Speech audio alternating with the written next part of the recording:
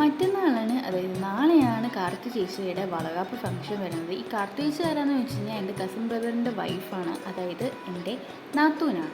So ഞാൻ first time, എൻ്റെ ലൈഫിൽ ഫസ്റ്റ് ടൈമാണ് ഒരാൾക്ക് രണ്ട് കയ്യിലും ഇത്രയും അധികം മൈലാഞ്ചി ഇട്ട് കൊടുക്കുന്നത്. എൻ്റെ ഫസ്റ്റ് അറ്റംപ്റ്റ് ആയതുകൊണ്ട് തന്നെ എല്ലാവരും നല്ല രീതിയിൽ സപ്പോർട്ട് ചെയ്തു. എനിക്കും അതുപോലെ തന്നെ നല്ല രീതിയിൽ ചെയ്യാൻ പറ്റിയെന്ന് ഞാൻ വിശ്വസിക്കുന്നു.